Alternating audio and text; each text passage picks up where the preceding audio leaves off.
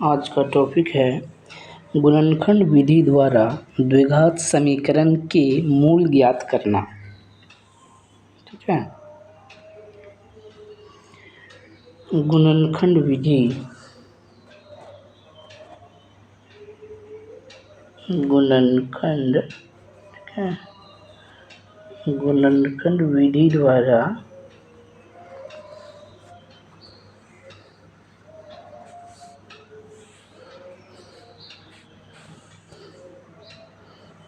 द्विघात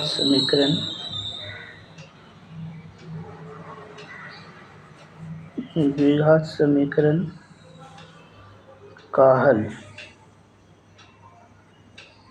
हल मीन्स क्या होता है? हल मीन्स होती है बस उसके मूल निकालने। ठीक है, उसका मूल निकालना, उसका शून्यक निकालना। द्विघात समीकरण के दो मूल होंगे। ठीक है, द्विघात समीकरण के कितने मूल होते हैं? दो मूल। इसलिए होते हैं दो मूल क्योंकि द्विघात समीकरण ax² plus bx plus c बराबर 0, इसका मैक्सिमम पावर 2 है। इसलिए इस द्विघात समीकरण के मैक्सिमम दो मूल होंगे, अल्फ़ा और बीटा। हम इसका नाम देंगे, एक मूल का नाम देंगे अल्फ़ा और दूसरे रूट का नाम देंगे, मूल का नाम देंगे बीटा। इसी दो मूल को किस प्रकार ज्ञात करने हैं? ठीक है, गुणनखंड विधि के द्वारा। ठीक है, इसी पर आज हम डिस्कस करेंगे। देखिए, एक द्विघात समीकरण को लेकर के हम गुणनखंड विधि द्वारा किस प्रकार द्विघात समीकरण ज्ञात किया जाता है, इसको समझने की कोशिश करेंगे। हमने एक द्विघात समीकरण कंसीडर किया 2x² plus 10x plus suppose 5। ये एक द्विघात समीकरण है। एक सिंपल सा द्विघात समीकरण लेता हूँ। सपोज हमने लिया x² plus 12x plus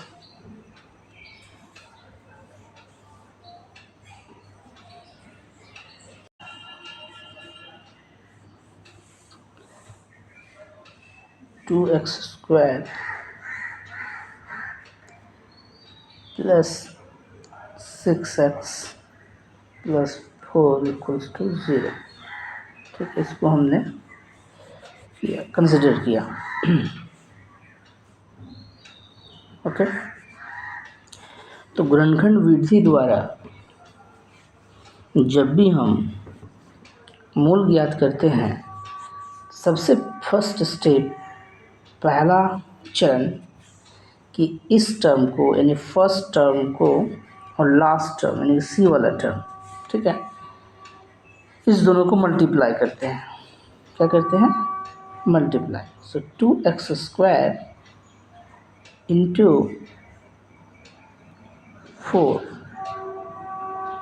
equals to कितना होगा? 8x²। देखिए, मैं इसे हाईलाइट कर देता हूँ। ठीक है, देख लीजिए, मैं इसे हाईलाइट करता हूँ। ये टर्म और ये टर्म दोनों को क्या करना है? सबसे पहले आपको मल्टीप्लाई करनी है। तो हमने मल्टीप्लाई कर दिया। मल्टीप्लाई करने के बाद वैल्यू क्या आई इसकी? इसकी वैल्यू आई 8x²। ध्यान से रखिए, ध्यान दीजिए, 8x²। अब इस 8x² को क्या करनी है? ठीक है, अब 8x² को क्या करनी है?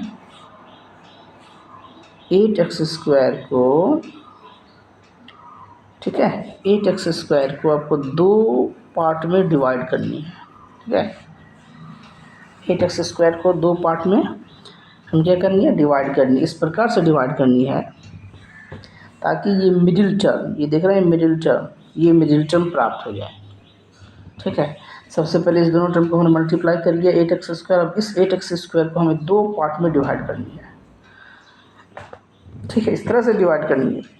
ताकि इसका जोड़ क्या हो जाए 6x के बराबर हो जाए। ठीक है, तो इसके लिए हम क्या करेंगे, इसे 4x और 2x में हम क्या कर सकते हैं, डिवाइड कर सकते हैं। ठीक है, क्योंकि इसे मल्टीप्लाई जब करते हैं 4x और 2x को तो हमें 8x² प्राप्त होता है, और जब 4x और 2x को ऐड करते हैं तो देखिए 6x प्राप्त होता है। ठीक है, फिर से देखिए एक बार, मैंने फिर एक एग्जांपल लिया। सपोज 5x², ठीक है, 5x² प्लस 7x प्लस 2 बराबर 0, हमने ये लिया। ठीक है, हमने सपोज इसे कंसिडर किया बराबर 0। क्या करेंगे, सबसे पहले आप इस टर्म को, यानी ये वाली टर्म को और इस वाली टर्म को आप क्या करेंगे, मल्टीप्लाई करेंगे। तो 5x² प्लस 5x², ठीक है, इसे मल्टीप्लाई करेंगे इंटू 2 बराबर 10x²। अब इस 10x² को दो पार्ट में डिवाइड करनी है ताकि इसकी मल्टीप्लिकेशन कितनी हो जाए, 10x² और एडिशन कितनी हो जाए, मतलब उसको जोड़ने पर 7x, बीच वाली टर्म प्राप्त होनी चाहिए। तो 5x और 2x, इसमें इसको क्या कर देनी है, डिवाइड कर देंगे। जैसे आप इस दो टर्म को प्राप्त कर लेंगे, ठीक है, वैसे ही आप गुणनखंड करने में, ठीक है, सामर्थ्य हो जाएंगे। आप तुरंत गुणनखंड कर सकते हैं, सिर्फ आपको इस टर्म को फैक्टर करने की बस देरी है। जैसे आप इस टर्म को क्या करेंगे, मल्टीप्लाई करेंगे और इसे दो पार्ट में डिवाइड करेंगे, वैसे आप द्विघात समीकरण के गुणनखंड करने के लिए सामर्थ्य हो जाएंगे। चलिए एक पूरा कंप्लीट करके मैं देखता हूँ। सपोज हमने एक इक्वेशन लिया, x² प्लस 7x प्लस 12, ठीक है। सबसे पहले हम क्या करेंगे कि x² को 12x से मल्टीप्लाई करेंगे। जब हमने मल्टीप्लाई किया x² को 12x से, है ना, तो हमें प्राप्त होता है 12x²।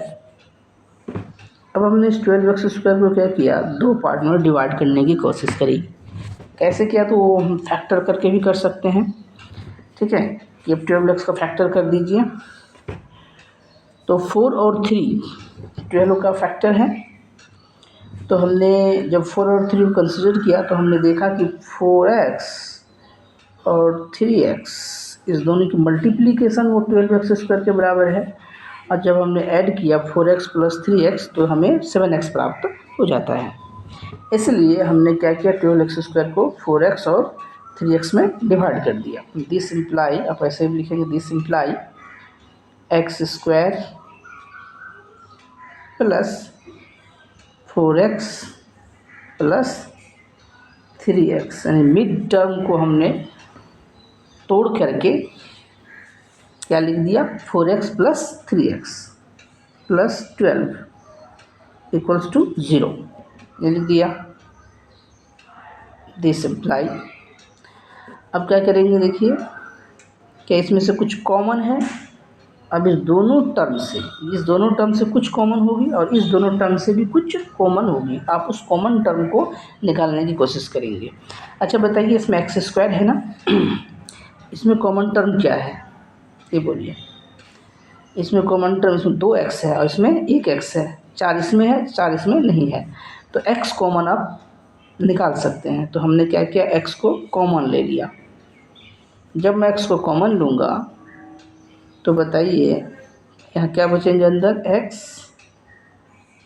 प्लस इसमें 4 ओनली, सिर्फ 4, चूँकि x को हमने कॉमन ले लिया है। इसी तरह से जब आप इस दोनों टर्म को देखेंगे तो इसमें x तो है बट इसमें नहीं है, इसमें 3 है, 12 में भी 3 है, तो आप यहाँ से 3 फिर कॉमन ले सकते हैं। तो हमने 3 कॉमन ले लिया। अब बताइए कि कौन कौन से टर्म बचेंगे। इसमें x और इसमें 4, तो x + 4 ये टर्म पर बच जाएंगे, है ना, x + 4। अब इसमें भी x + 4, अब ओवरऑल क्या कर सकते हैं, x + 4 common, overall x + 4 common, और इसमें ये टर्म बच जाएंगे और ये टर्म इंटू x + 3 बराबर 0। देखिए हमने फैक्टर कर दिया, x + 4 इंटू x + 3 = 0। अब फिर क्या करेंगे, x + 4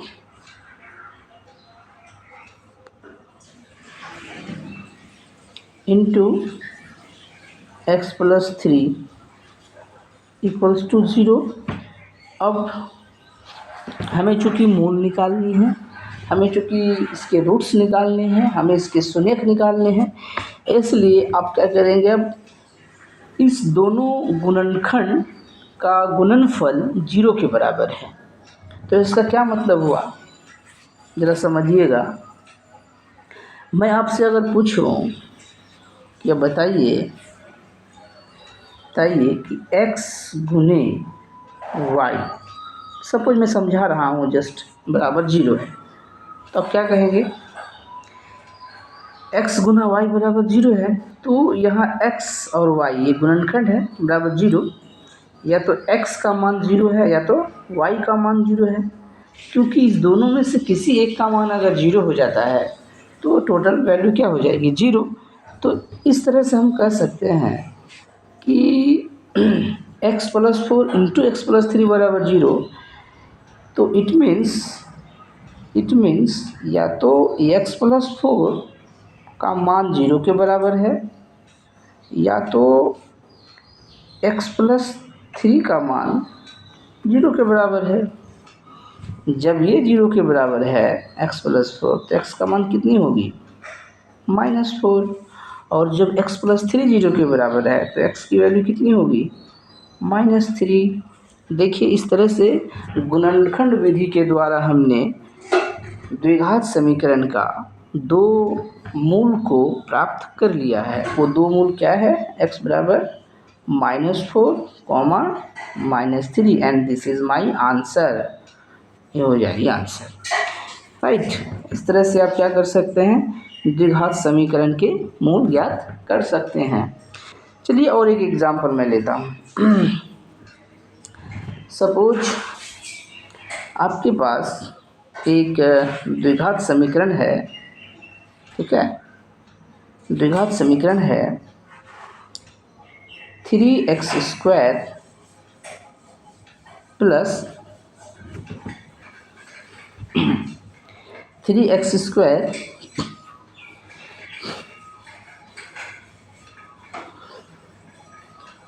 प्लस 12x, ठीक है, प्लस 12x प्लस, अब देखिए 3x² प्लस 12x, और जो हमने थर्ड टर्म लिया, सपोज वो थर्ड टर्म हमने क्या कंसिडर किया, उसे आप देख लीजिए। हमने एक क्वाड्रेटिक इक्वेशन को कंसिडर किया, ठीक है, 2x², हमने एक द्विघात समीकरण कंसिडर किया 2x² प्लस x -6 बराबर 0। तो सबसे पहले हमें क्या करनी होगी, सर्वप्रथम हम क्या करेंगे, इस टर्म का और इस टर्म का प्रोडक्ट फाइंड करेंगे। इसका गुणनफल क्या हो जाएगी, गुणनफल प्राप्त करेंगे। इसका गुणनफल होगी -6 × 2x, तो माइनस का 12x²।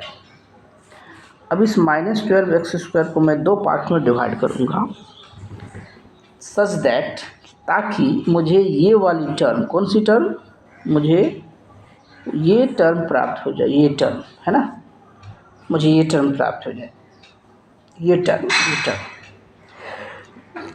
इस -12x² को किस तरह से मैं तोड़ूं ताकि मुझे x प्राप्त हो जाए, बीच वाली टर्म प्राप्त हो जाए। तो कैसे आप इसे ब्रेक करेंगे? तो इसके लिए आप हिट एंड ट्रायल मेथड भी यूज कर सकते हैं।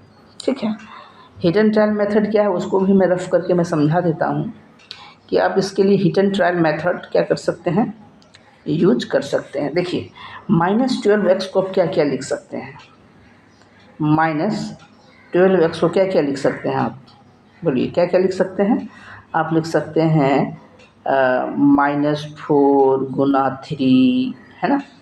आप फिर ये भी लिख सकते हैं -6 गुना 2, ये भी लिख सकते हैं। आप ये भी लिख सकते हैं, क्या क्या लिख सकते हैं, -12 गुना 1, ये भी लिख सकते हैं। और क्या लिख सकते हैं ठीक है, आप इस तरह से लिख सकते हैं। और इनमें से देखिए कि इनमें से किस मतलब गुणनखंड को जोड़ने पर मुझे x प्राप्त होता है। क्या इसे जोड़ने पे x प्राप्त होगी क्या, बोलिए तो। इसे जोड़ने पर x प्राप्त होगी क्या, नहीं। क्या इस दोनों टर्म को यानी -6 और +2 को जोड़िएगा तो x प्राप्त होगा क्या, नहीं। क्या इसे जोड़िएगा तो x प्राप्त होगा क्या, नहीं। क्या इसे जोड़िएगा तो x प्राप्त होगा क्या, प्राप्त हो सकता है। लेकिन अगर माइनस को मैं इसके साथ अटैच कर दूँ 3 के साथ, -3 के साथ, तो गुणनफल तो -12x² ही है। लेकिन इसको जब मैं ऐड करूँगा तो हमें प्राप्त हो जाएगा +x। ठीक है, तो फाइनली हम कह सकते हैं कि -12x² को हम कितने टर्म्स में डिवाइड करेंगे, -3x में और 4x में, बस। और क्या, बस जैसे ये प्राप्त होता है तो हम क्या कर सकते हैं, इसका गुणनखंड आसानी से कर सकते हैं। तो अब मैं लिखूँगा 2x² + x +x, ठीक है, +x -6 = 0। ठीक है, ये क्वेश्चन है। अब मैं इसे सॉल्व करूँगा। तो सबसे पहले हमने तो फैक्टर कर ही दिया है 2x²। अब इसे मैं लिखूँगा -3x + 4x, मैंने मिड टर्म को लिख दिया है। ठीक है, मैंने इस मिड टर्म को लिख दिया है किस में, ये इस दोनों टर्म में तोड़ दिया है, -6x = 0। ठीक है, फिर दूसरे स्टेप में क्या करेंगे, अब दो टर्म है। ठीक है, 2 टर्म है, ये 2 टर्म है और ये 2 टर्म है।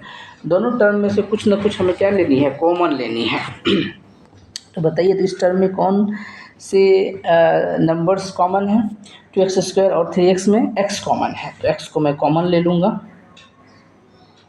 अब यहाँ क्या बचेगा, यहाँ क्या बचेगी, यहाँ बचेगी 2x, यहाँ बचेगी 2x और यहाँ क्या बचेगी, यहाँ बचेगी सिर्फ -3।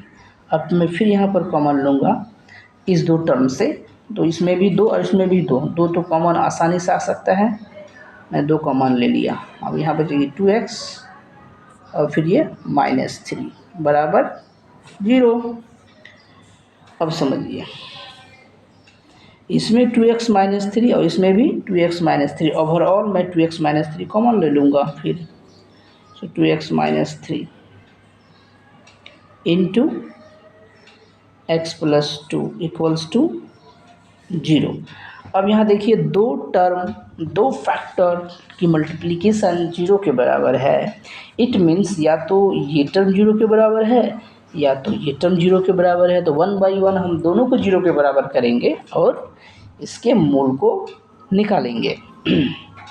तो सबसे पहले 2x -3, एक बार मैं फिर लिख दूँ, 2x -3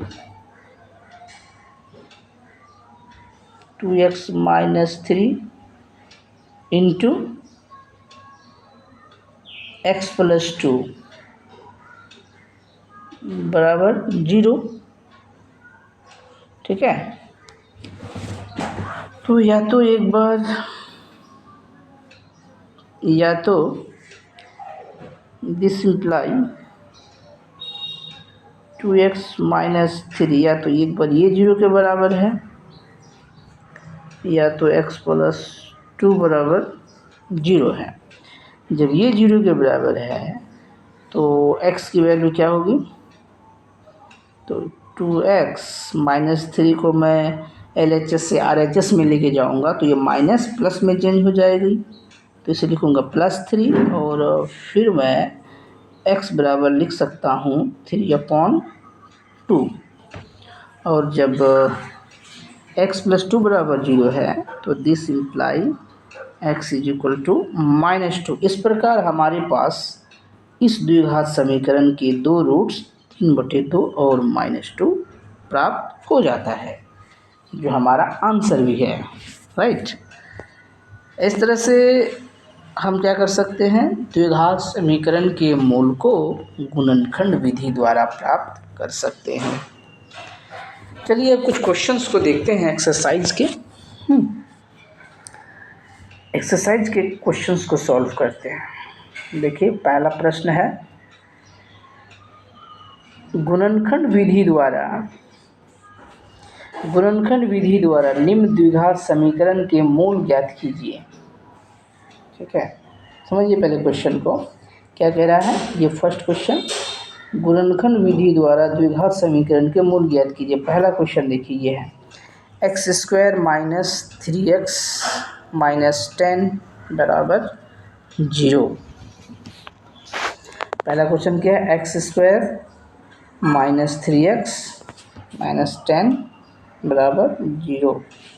इसे सॉल्व करते हैं। x² क्या है क्वेश्चन, x² - 3x - 10, ठीक है, बराबर 0, ये है। फिर उसी कॉन्सेप्ट को अप्लाई करेंगे। सबसे पहले आप क्या करेंगे कि इस टर्म को और इस टर्म को मल्टीप्लाई करेंगे, मतलब एंड वाली एकदम छोर वाली टर्म को मल्टीप्लाई करनी है। तो इसका मल्टीप्लिकेशन कितने के बराबर होगी, -10x² बराबर होगी। अब इस -10x² को दो पार्ट में हमें बांटनी है, डिवाइड करनी है। तो इसके लिए आप क्या करेंगे कि -10 को, है ना, इसका जो अनुमानित गुणनखंड को निकालेंगे पहले। तो बताइए, तो -10 का गुणनखंड क्या क्या हो सकता है जी, 2 - 2 × 5, ये भी हो सकता है। अच्छा, -5 × 2, ये भी पॉसिबल है, ठीक है। और क्या क्या पॉसिबल है, और 10 × 1 -10 × 1, ये भी पॉसिबल है। अच्छा, -1 × 10, ये भी तो पॉसिबल है, ठीक है। इस तरह से हम इसका क्या कर सकते हैं, अनुमानित गुणनखंड निकाल सकते हैं। उसके बाद हम हिट एंड ट्राई लगा सकते हैं, या फिर वैसे टर्म को हम सिलेक्ट कर सकते हैं जिसको जोड़ने या घटाने पर ये वाली टर्म प्राप्त हो जाए, ये -3x ये प्राप्त हो जाए। तो इसके लिए हम चुनेंगे इस गुणनखंड को। देखिए -5 × 2 -10x², बट -5 × 2, इसको जब ऐड करेंगे तो हम इससे इस टर्म से क्या प्राप्त हो जाएगी, -3। इसलिए -5 और -2 में -10 को हम क्या करना है, डिवाइड करनी है, राइट। तो हमारा क्वेश्चन क्या है, पहले हम अपना क्वेश्चन लेते हैं।